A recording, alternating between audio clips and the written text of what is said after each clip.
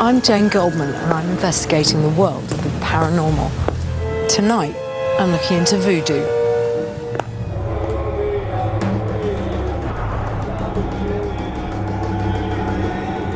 There are people who seek to kill people through magic, and they would use what I would call a lot of spiritual terrorism.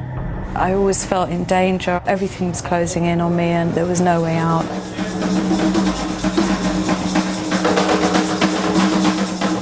You either are with God or with the devil.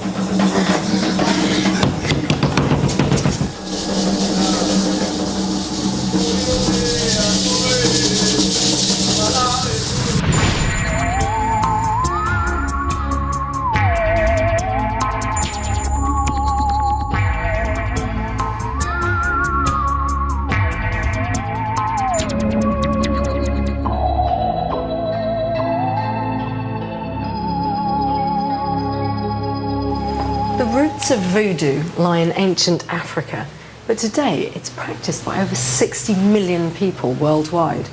It's a belief system rife with magical claims. Priests and priestesses are said to be able to help with affairs of the heart, to solve work problems and cure everyday ills. Some priests will offer to put a deadly curse on your enemies, and others are believed to have raised the dead to create zombies. But are we talking folk belief or fact? What is voodoo, and does it really work? In some parts of the USA, voodoo has attracted many new disciples, but it's also provoked anger and public outcry. Felix Mota, a Dominican-born voodoo priest, hit the headlines in 1999 when he took on the US Supreme Court to fight for his right to perform ritual slaughter, just as his counterparts in Africa and the Caribbean have done since ancient times and do to this day. Citing the First Amendment of the US Constitution, which promises freedom of religious practice, Mota forced police and animal rights groups to back down. His victory meant that he and other voodoo priests are now able to practice sacrifice in New Jersey without fear of legal retribution. I traced the priest to Passaic, New Jersey, where his public face is his voodoo shop. Botanica Santa Barbara is on the main street of a gritty urban neighborhood. Inside, the shop's shelves are packed with powders and potions, offering instant magic for every aspect of life.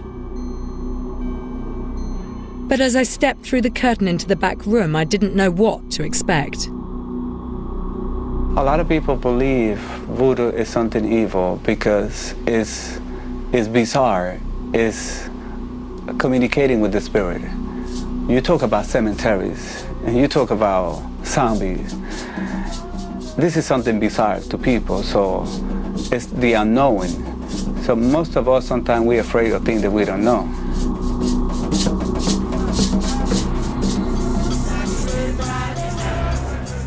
No matter where in the world voodoo is practiced, its followers are united in their belief in the existence and power of the spirit world. The Loa, or gods and spirits, are said to be able to change the destiny of humans and can be tempted or thanked with offerings of earthly pleasures like alcohol, cigars and money. You just gotta relax. You have to work with me. In order for we to work together, you have to concentrate. This woman is a registered nurse and a practicing Catholic, but when her life hit a crisis and seemed to be falling apart around her, Catholicism didn't offer her the help she needed, and she turned to voodoo. Things weren't going exactly, right in my life, and I was feeling very depressed and very down, and that's not the type of person I am. And then, he told me that he saw that someone had did something negative to me. First, I kind of was skeptical, but then I said, well, I'm not being normal, I'm not feeling myself, I don't have energy, I'm just tired, I'm dragging, I don't want to get up, I don't want to go out to church, I don't want to do things that I usually do. And I said, well, maybe this is it. So I thought about it, and I called back, and I told him that, yes, I wanted to go through with it. Felix carried out a ritual to cleanse Janice of the hex. His flaming fingers were pressed against her body to drive out the evil spirits. White earth extract was used to protect Janice from future attacks by evil spirits. Whether the effects were psychological or truly magical, I didn't know, but either way, Janice was a satisfied customer.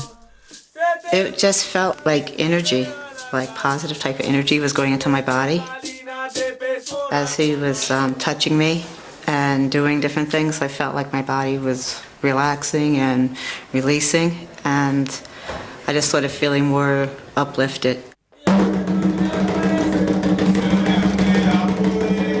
Al, another client, had returned to thank the spirits. He believed the Loa had already solved 2 personal dilemmas in his life, and it was important to reward them for their help. I had relationship problems and I had financial problems. My back was against the wall and I needed help, and I came to him and he's helped me with everything. Felix gets asked to satisfy many different desires by his clients, but he's careful about what he will and won't do for people. A lot of men or women come over when they have problems of love, that they've been devastated in a crisis in a relationship, and they come over very upset. They say, I don't want this person back to me. I want him to beg me. I want him to pay me. But no, you have to talk to people and make them understand that do something for somebody to beg you, that's not the real thing. It sounded bizarre, but Al had to bring a piece of his girlfriend's clothing to help sort out his love life. I brought the article clothing and he prepared some different items that I had to place under my bed and sleep, have it under the bed and sleep on it for 3 days, then bring it back to him.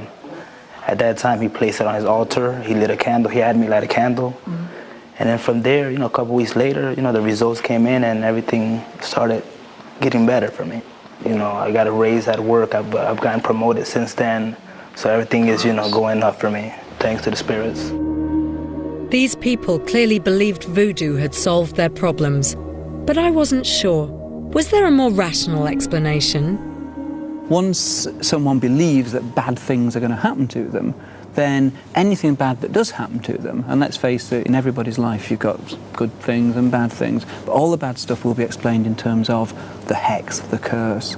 Often what we're looking at here is just kind of the way that people interpret what's actually happening. If you believe in whatever it is, then the belief itself is going to affect your behaviour and may actually bring about good or bad events, whereas people who don't believe in curses won't show any kind of a response. For Al, it was real enough. The spirits had given Al what he wanted, and now it was his duty to thank them. He was going to bring a chicken as a sacrifice, and he asked me to join the celebration. I needed time to think. It was hard to grasp that this was happening in 21st century America, but to be able to understand its enduring power, I needed to visit the center of Western voodoo, New Orleans. After the break, I come across the dark side of voodoo, black magic. The spiritualist told me that the woman was using black magic on my husband, and that it was something that was done in Africa.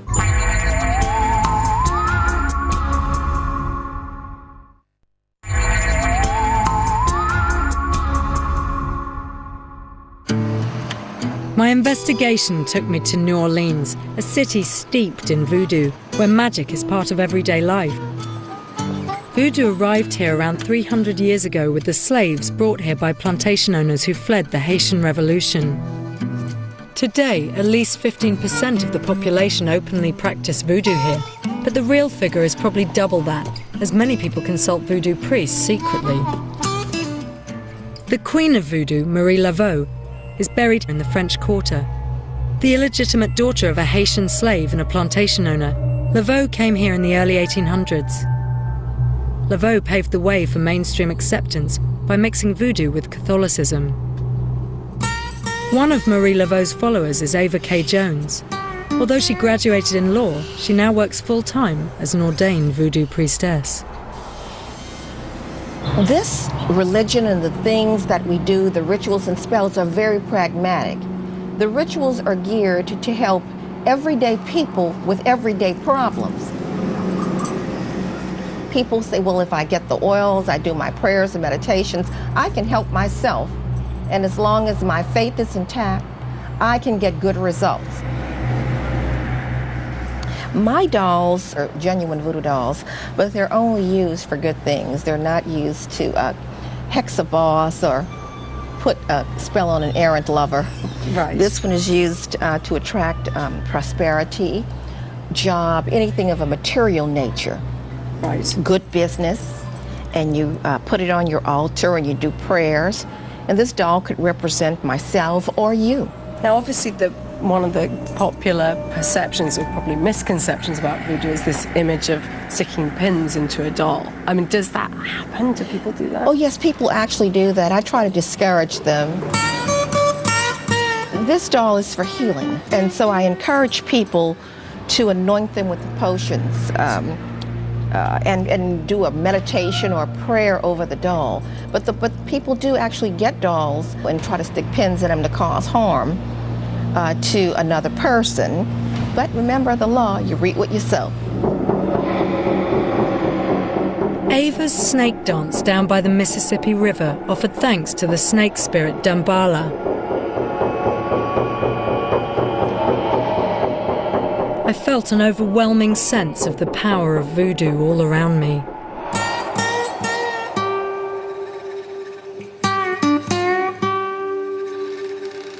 My investigation into this mysterious world was full of warnings. I began to comprehend that voodoo isn't something to be dabbled in lightly.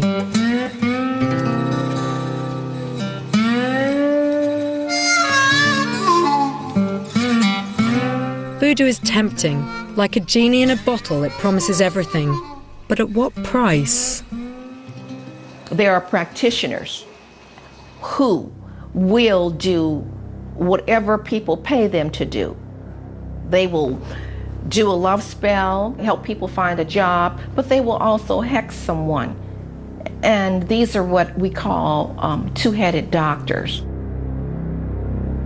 God and the devil don't sit down on the same table to eat dinner together, right? Right. No, you either are with God or with the devil. So if I want to be with God, I wouldn't do nothing evil. Plus, evil backfire.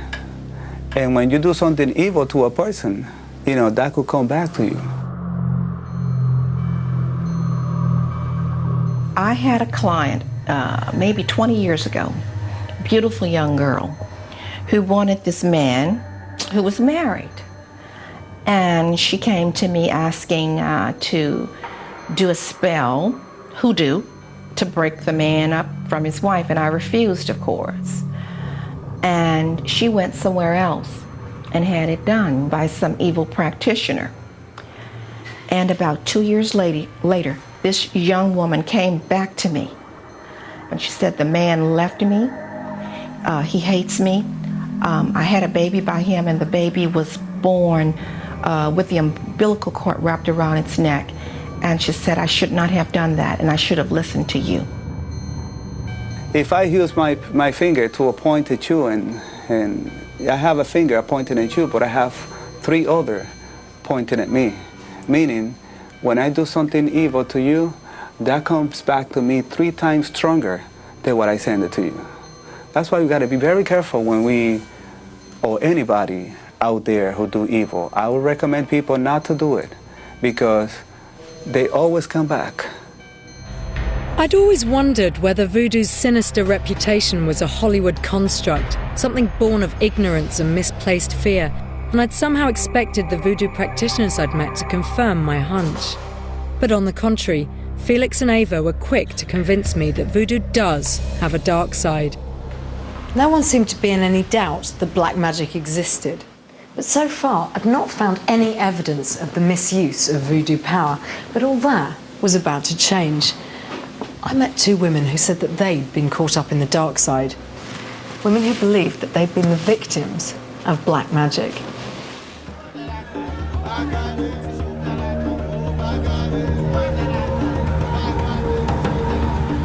Philippa believes black magic was used on her. Her story started in 1996 when she met a touring African musician in London. They fell in love and a year later got married. they went to live in his village in Ghana, and it was there things started to go wrong. Philippa suspected her husband of having an affair. It was great fun and everything, but I noticed along the way my husband changed and I began to get a bit suspicious. How long had you been together at that point? Roughly around 4 years. Philippa became increasingly suspicious of the woman and felt threatened by her. Did you have other evidence that she was using something other than feminine wiles? She was saying some prayers and she was pouring something on the floor, and I asked her what she was doing and she hid what she was doing from me and told me she was just praying. But I'd say it was more the behaviour that my husband was showing. He became quite aggressive and he changed in himself. He wasn't the same person. By March 2000, all three were living in London. Philippa felt her husband's behaviour had gone from bad to worse. She was so distraught, she went to a spiritualist for help, and she confirmed her worst fears. The spiritualist told me that the woman was using black magic on my husband and that it was something that was done in Africa. She told me that there was a big danger coming from this particular woman. She was a threat to my marriage and she was a threat to my business, and that my husband was unaware.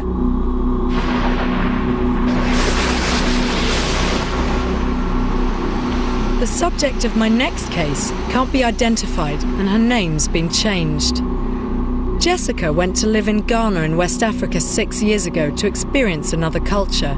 She met a man in a disco, they dated, and he often stayed with her. But when strange and disturbing things started to happen, she was warned that black magic was being used against her. My housekeeper became very, very anxious and very upset and worried about it. And she took me aside and she said, I have to tell you, all the time he's been coming here, I found he's been putting things under the bed. And I said, well, what sort of things? And she said, your underwear. And I said, well, what do you mean, my underwear? She said, well, I find your underwear and they're tied and they're knotted with his underwear. And I said, oh, God, that's pretty sick. But she said, well, no, when they do this, it means that they're trying to trap you, trying to, the spirits joining, and there's a way of trying to keep you. And anything that took my attention away from him, he would resent. I was crazy about dogs, and I had 8 dogs. He always used to say, oh, you love these puppies more than me, you're always spending so much time on the puppies, always fussing them. And one by one, all the puppies just died. Every time I went away and every time I'd come back to the house, something else would have happened and they all disappeared and died. Although what happened to Jessica was disturbing, I still had no hard evidence that it was due to voodoo. Then she told me what happened when they visited her boyfriend's family home in Benin. It was very late by the time we got to Benin, and when we arrived there, his parents were up and waiting for me in the house, and then the mother appeared with this food, and it became quite a big issue with the family. They were insistent that I eat this food, and I said, no, I couldn't eat it. I just don't want to, it's too late. But could it be that his family were just being hospitable? I wondered if that was all there was to it, until Jessica told me something far more sinister. He tried to pick up pieces of the fish and sort of push it into my mouth, and I wouldn't eat it. And that's when I then suddenly got a bit panicky. Up until now, it could all have been put down to the power of belief. But then Jessica gave me something more tangible to consider. When we came back to Accra, I found out I was pregnant. I immediately told him about this and said, this can't happen, it's not going to happen, I'm not going to go through with this. And he was fraught and hysterical. And I said, I can't even understand how it's happened, because we'd always used protective sex, always. I decided to have a termination when I was there in a clinic. And it was a nightmare from there. It just went from bad to worse, even though I had the termination. For about 3 months after, every time I went back for checkups to the clinic, I was still pregnant, according to them. I mean, I don't know how or what happened, but every time I went for tests, they said, when we read you, when we take your urine samples, you're still showing as if you're pregnant. Jessica went to a highly reputable clinic. She had to have 2 abortions to get rid of her single pregnancy. Although it's not unheard of, it's rare. It did seem that something very unusual was going on. So then I'd become completely terrified by the whole thing. I thought something's been, I don't know, maybe he has. I started asking people and talking to my housekeeper, and she said, this is what happens, this is what they can do. It's very powerful if they want you, and they want to plant something or put something inside you. This is what's happened, I told you. It took Jessica 3 months to recover from her ordeal. She told me she'd draw on all her inner strength to resist the forces she believed were being used against her.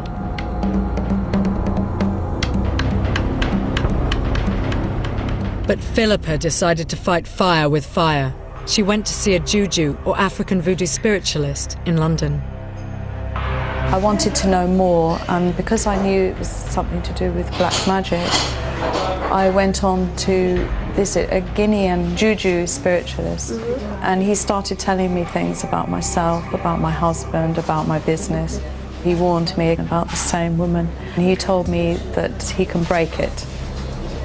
He told me to write down the names of my husband and the woman, and I left it with him overnight, and I came back and he gave me a little package which was the words I'd written wrapped up with a bow and something inside, and he told me to bury it in the ground outside my house, and he said, and when I bury it, don't look back.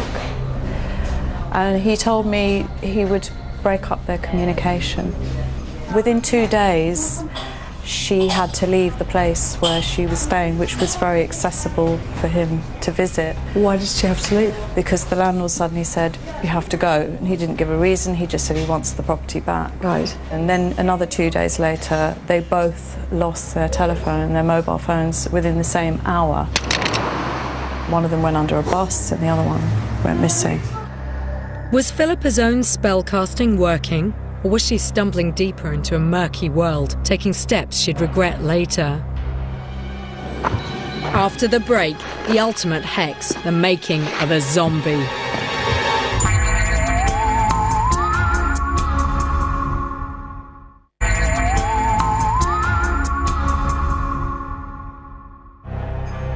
Philippa had wanted to use the power of voodoo to combat her rival's hex and rescue her marriage. She thought she'd succeeded when the other woman moved back to Africa. But things started to go seriously wrong in Philippa's life. Was voodoo magic bouncing back? I just lost control of my life. I lost my grip completely. I was very unhappy. I just felt that my life wasn't worth living at the time. Everything was turning against me. I always felt in danger. I was constantly feeling ill. Every time I got in my car, something would happen. I'd nearly crash. The water would just overheat and explode in my face. I had my car stolen several times, broken into. I kept getting robbed in my house. I was held up at gunpoint. I just felt completely, everything was closing in on me, and there was no way out, and I didn't feel myself. And I started wondering why this was going, what was happening to me. Could the chaotic state of Philippa's life really have been the result of voodoo magic backfiring?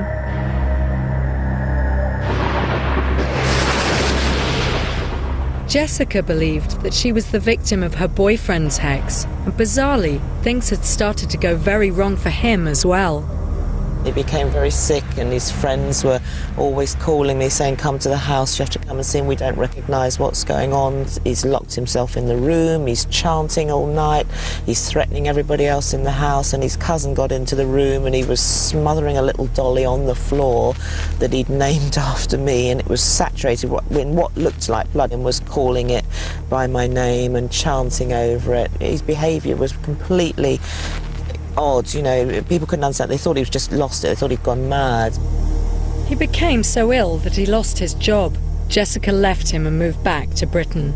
That should be a warning that when you do dabble with voodoo and witchcraft and you use it to try to acquire a person's love by force, there's no good to be gotten by it.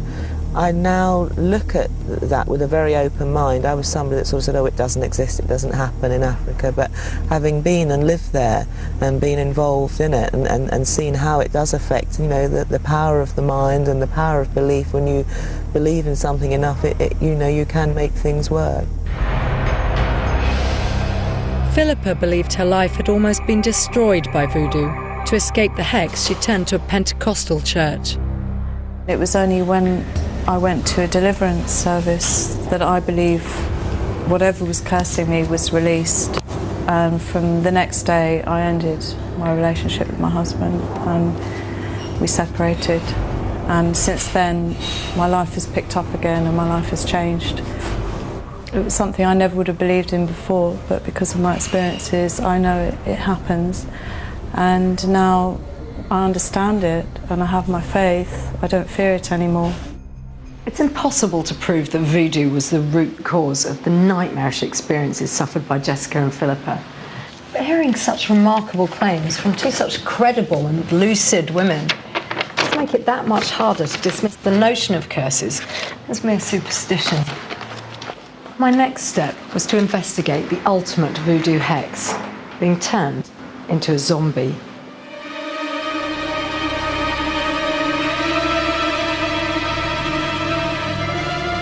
The classic images of zombies are from the movies, The Walking Dead, corpses that have risen from their graves to terrorize the living. I wanted to find out what lay behind those myths. I discovered the case of Clavius Narcisse, a man said to have been a member of the living dead, a genuine zombie. In 1962, he was admitted to hospital, feverish and spitting blood. 2 days later, doctors pronounced him dead. His sister identified his body and officially approved his death certificate. The next day, Narcisse was buried in a cemetery near his village. A heavy concrete slab was put over the grave afterwards. 18 years later, Clavius Narcisse turned up in his village, alive. He claimed he'd been made into a zombie and been made to work as a slave on a plantation with 150 other zombies. There was no question in anyone's mind that this man was Narcisse, the same man they'd buried years before.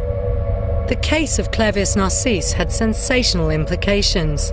For the first time, the Western world could not dismiss the voodoo belief in the Walking Dead as mere folk superstition. Something extraordinary was happening in Haiti, and now even the interest of the scientific community was aroused.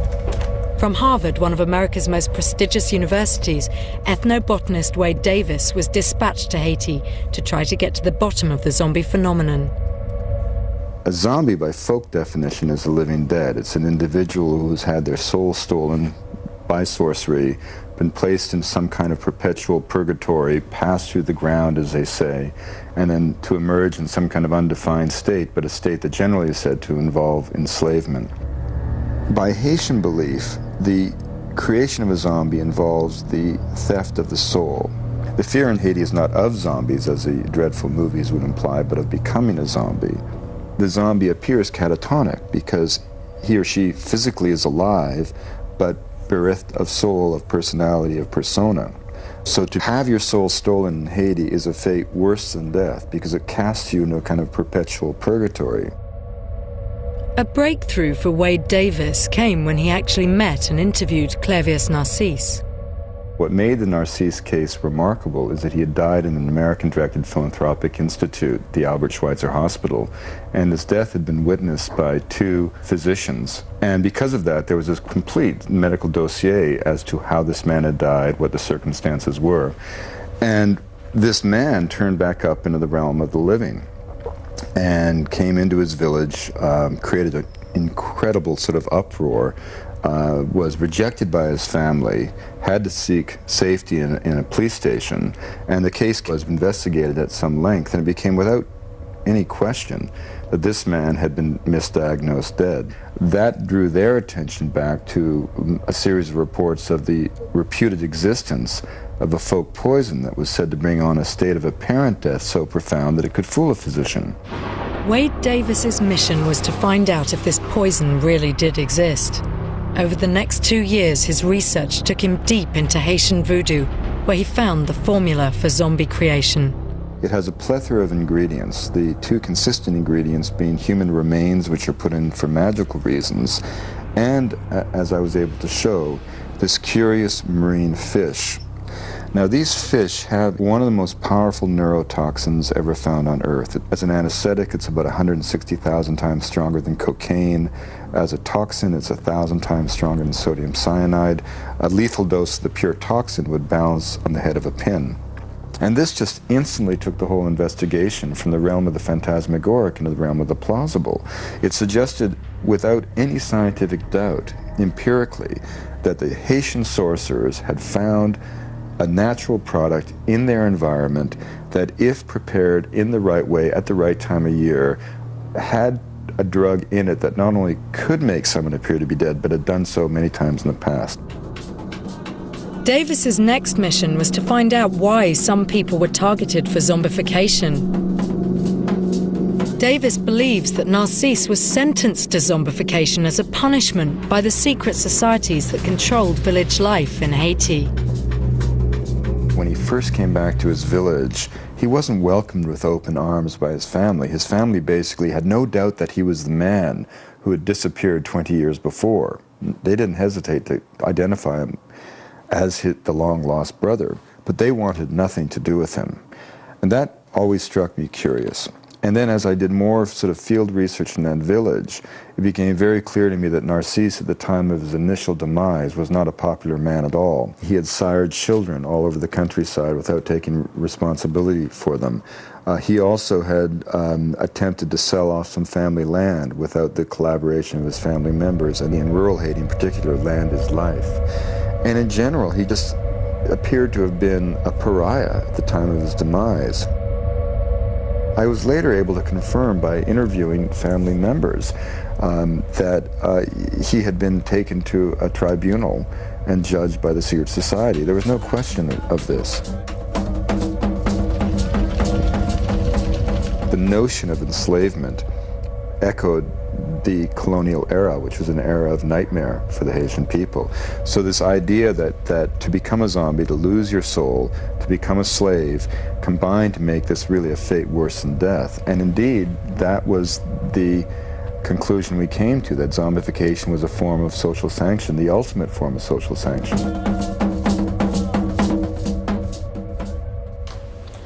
At last, I'd found some empirical, scientific evidence in my investigation, but I still had to prepare myself for the animal sacrifice I'd been invited to witness in America. What fascinated me most was the notion of spirit possession. I'd been told that in such ceremonies, a voodoo spirit or deity would come down and claim the offering himself by possessing the priest. I wanted to understand what this meant. Was it literal or symbolic? And I needed somebody who could give me some idea of what to expect. I didn't have to look far. Ross Heaven is Europe's first white ordained voodoo priest, and he agreed to help me. My journey took me to New Haven on the south coast. 4 years ago, Ross Heaven gave up his comfortable advertising job and travelled to Haiti to become a voodoo initiate and priest. He told me that in rituals, his body was taken over by spirits, an experience I imagine might be traumatic. In your role as ordained priest, have you experienced possession? You experienced possession? Yeah, I've experienced possession, yeah. I was jerking on the ground, writhing, eating dirt, scratching at dirt. But to me, it didn't feel like anything of that at all. I wasn't conscious of that. It felt like I was on a journey through some rainforest somewhere. You know, really nice feeling of lush greenery around me. And it was like a nice kind of lucid waking dream somehow. The thing about voodoo is it's not just an appeal to a distant deity. The god is standing there right in front of you if you want to ask for healing or for money or power, whatever you need. That's what you get with voodoo. You get the spirits, the gods, making themselves present in the congregation with dance and song and drink and smoke and whatever it takes. But they relate on very human terms. We're talking about a literal arrival here of the spirits themselves, not symbolic? No, not symbolic at all. A literal arrival. And there are various ways as well that you can tell that it's a genuine possession in terms of what the spirit says, what it advocates for a particular person, the things that it can do. I've seen a guy who was possessed by Grambois, who is the spirit of healing, take a machete in his hand, point facing this way, and push it until it came through his arm, and then remove it, and no blood whatsoever, no wound whatsoever, and yet the machete went straight through the muscle of his arm. Up until now, images of possession had looked much like people having convulsions, but from Ross's explanation there was a lot more going on. The spirits come in and they need to ride a person. So your soul would leave your body, and the spirit of one of the Loire, or the ancestors, would then enter your body. They want to be part of the dancing. They want to still be regarded as an essential part of the people that they know and care for and have left behind physically. Some of the spirits get on with each other, some of them don't, some of them are married, some of them are having an affair. So I've seen situations where Ogun, who is married to Zuli, these spirits have both come in and possessed different members of the congregation. So Ogun's possessed a man, Zuli's possessed a woman, and these two have come together in the middle of the floor, and they will lie on top of each other, copulating and having sex, and it becomes very raw and very primal as an expression of physical love, because that's one thing the spirits don't have. They don't have physical bodies. So when they get together, they want the physical pleasures, so having sex, drinking rum, smoking cigars, dancing, all these kinds of wild partying goes on.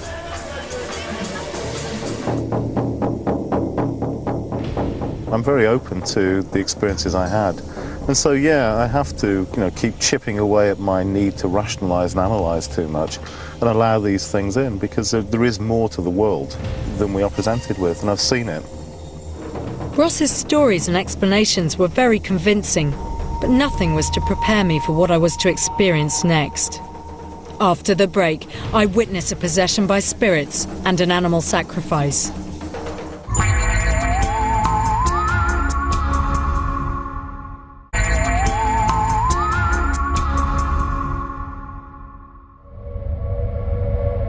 Back in America, I was about to witness the sacrifice of an animal at a voodoo ceremony. Al had returned to priest Felix Mota to offer the chicken as a token of appreciation to the spirits for transforming his life. It's said that when the Loire descend from the spirit world to accept the gift, they drive out the priest's spirit and possess their body. Felix told me he was first possessed as a small child. I was about 7 years of age when, for the first time, I received a spirit. I was in a party with drumming with Haitians, and people used to talk about it, and I used to be very much afraid when I was a child. I have never used my hands to do nothing evil to anyone, because I believe in God, and also believe in the spirits. They are the mediator between God and us. It's great to work with spirits. It's a great experience. And it's frightening at the same time, because you don't know what could happen. I have seen people tumbling down and hurting their head and bleeding all over. That's why you got to be very careful when you're dealing with spirit. You have to have somebody here, they understand the spirits, because they will be very upset if they're not being helped the right way and just leave unexpectedly. And I could be standing and the spirit leave.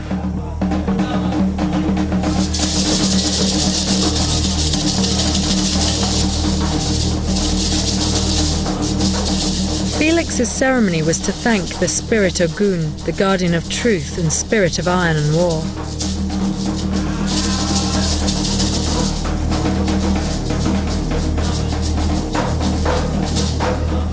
The chicken was being honoured and revered and presented as an offering.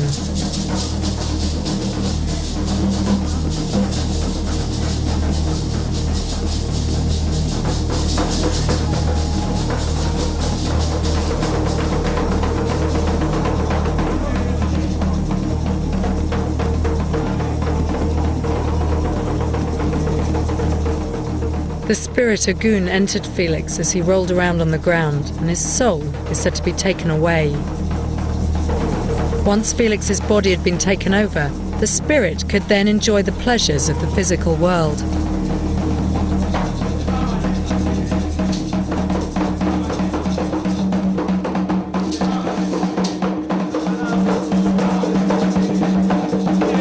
The chicken was prepared for sacrifice, and the knife was ceremoniously presented.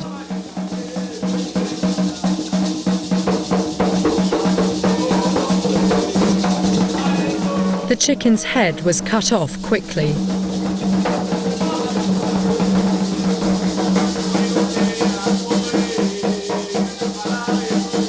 Blood from the head was daubed on Al's forehead.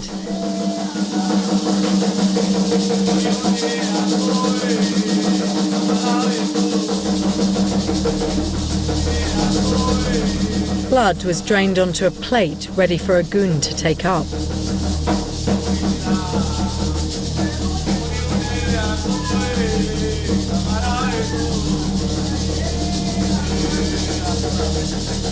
The skull represents the ancestors whose spirits are believed to be all around, protecting the living. Then the spirit received the blood of the sacrificed animal.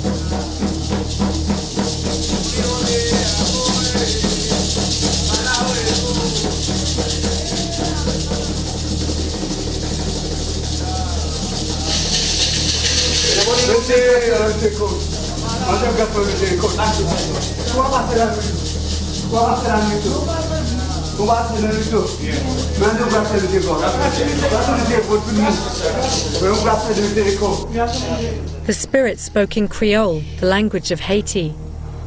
Still in possession of Felix's body, the spirit Ogun was given a cigar, a token of worldly pleasure connected with Ogun.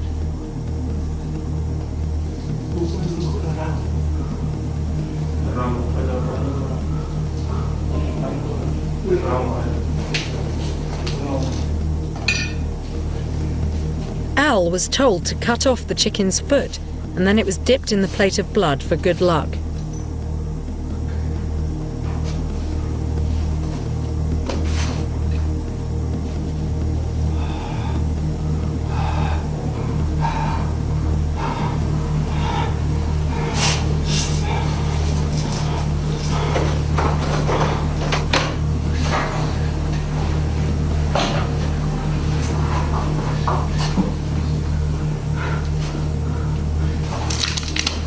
The spirit was offered an expensive brandy, another worldly pleasure.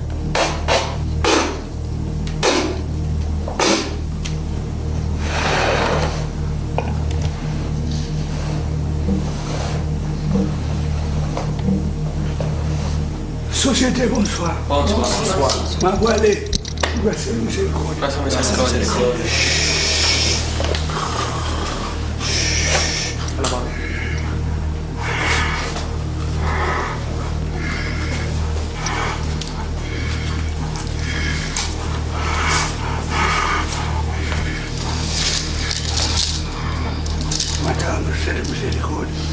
Before he left Felix's body, the spirit Ogun went around saying goodbye to everyone.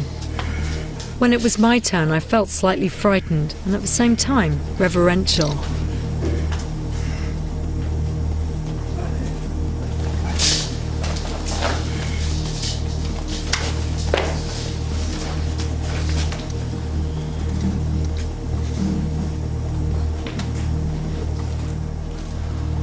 That was the point when the spirit started to leave, and according to belief, Felix's soul returned. He'd been possessed for about 20 minutes.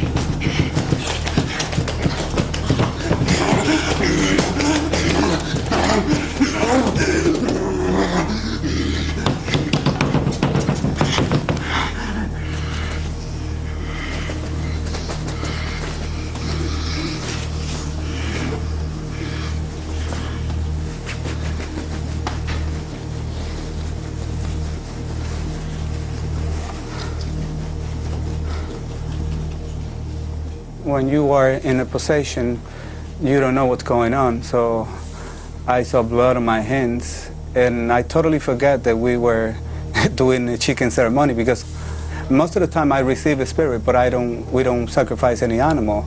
So when the spirit comes into me, I won't be able to know what was going on. So I thought I caught myself.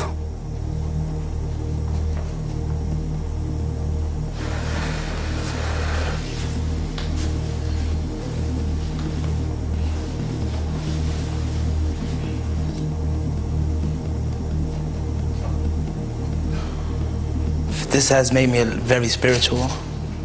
The spirits are happy, I'm happy, and I've been considering making the transition from my Catholic religion over to the Voodoo religion, and this is the day that I make my transition into the Voodoo religion. Whatever it was I'd witnessed, it was an incredibly intense and moving experience. My investigation into the world of voodoo had revealed that the practice of sorcery, both black and white, is thriving. It's impossible to say whether the magic lies in the belief of those who practice or in some more supernatural realm. But either way, these age-old rituals still hold tremendous power today.